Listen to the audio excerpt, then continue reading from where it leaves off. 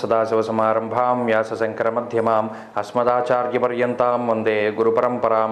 జ్యోతిష్ శాస్త్రాన్ని భావితరాల వారికి ప్రసాదించిన ఋషుల యొక్క పాదపద్మాలకి నమస్కారం చేసుకుంటూ, అలాగే నాకు ఈ జ్యోతిష విద్యను నేర్పిన గురువర్యులు జ్యోతిష బ్రహ్మ కీర్తిశేషులు శ్రీ ఏరంకి సూర్యనారాయణమూర్తి గారు, సూర్యశ్రీ దైవజ్ఞ గారి యొక్క పాదపద్మాలకి నమస్కారం చేసుకుంటూ, ఓం శ్రీ మహాగణాధిపతి నమః, శ్రీ గురుభ్యో నమః, హరి ఓం.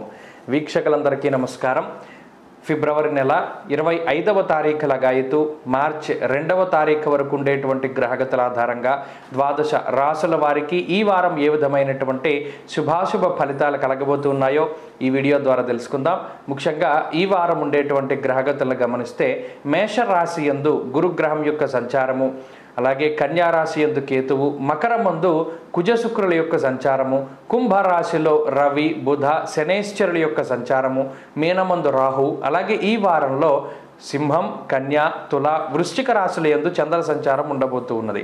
ఇటువంటి పరిస్థితుల్లో ద్వాదశ రాశుల వారికి ఏ విధమైనటువంటి శుభాశుభ ఫలితాలు కలగబోతున్నా తెలుసుకుందాం. ధను రాశి వారికి ఈ వారం అత్యద్భుతమైనటువంటి గ్రహస్థితి కనబడుతూ ఉన్నది.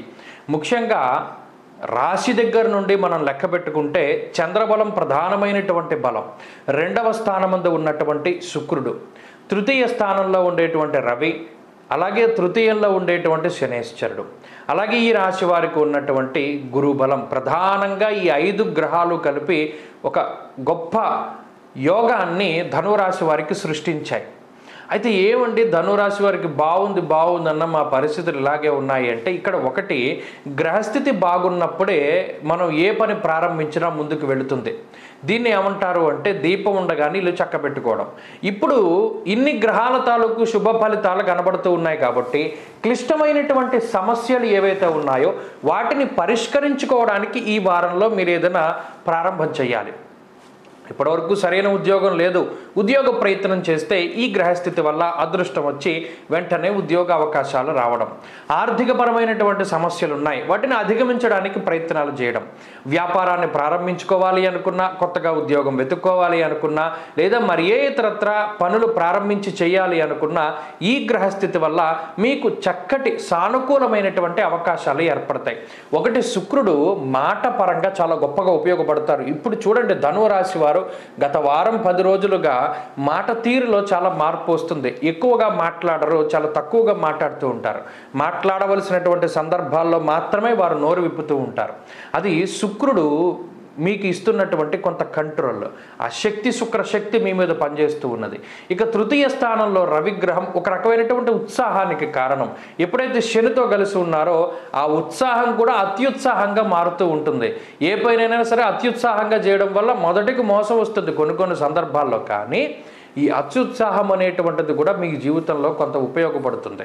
అలాగే ఇక గురుబలం, ఈ గురుడు పంచమంలో ఉండి ఎప్పటికప్పుడు మిమ్మల్ని కంట్రోల్ చేస్తూ ఉంటారు. ఆలోచనలని, అలాగే మీ యొక్క చేష్టలని, లేదా ఏదైనా దుడుకుగా మనం ప్రయత్నాలు చేస్తూ ఉండే ఏదైనా ఫోర్స్ఫుల్గా, లేదా అది మీకు మంచి చేసేది కాకపోయినా కొద్ది మొండి పట్టుదలతోటి ముందుకు వెడుతూ ఉన్నప్పుడు కూడా ఈ గురుడు మిమ్మల్ని కంట్రోల్ చేస్తున్నాడు. ఇలా ఈ వారంలో చంద్రుడు లగాయతూ మిగతా అన్ని గ్రహాల తాలూకు పాజిటివ్ వైబ్రేషన్స్ అనేటువంటివి ధనురాశి వారికి ఉన్నాయి. ఈ పాజిటివ్ వైబ్రేషన్స్ అటు కార్యసిద్ధికి, అలాగే అనారోగ్య సమస్యల నివారణకి, శత్రువుల నివారణకి, అలాగే మీ జీవితంలో మీరు ఒక మెట్టు పైకెక్కడానికి చేసేటువంటి ప్రయత్నాలలో ఒక బలమైనటువంటి సపోర్టును మీకు ఈ గ్రహస్థితి ఇస్తుంది. కాబట్టి ఆ విషయాన్ని దృష్టిలో పెట్టుకోండి. జాతకంలో ఉండేటువంటి దశలు కూడా అనుకూలిస్తే ఇది మహారాజయోగప్రదంగా ఉంటుంది.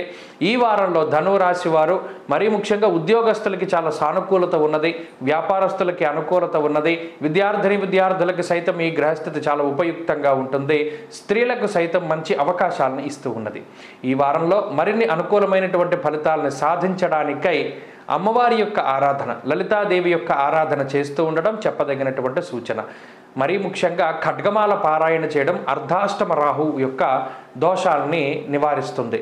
ఈ వారంలో కలిసొచ్చేటువంటి రోజు శుక్రవారంగా చెప్పవచ్చును. అదృష్ట సంఖ్య 2, అదృష్ట వర్ణము పసుపు. తదుపరి మకర రాశి.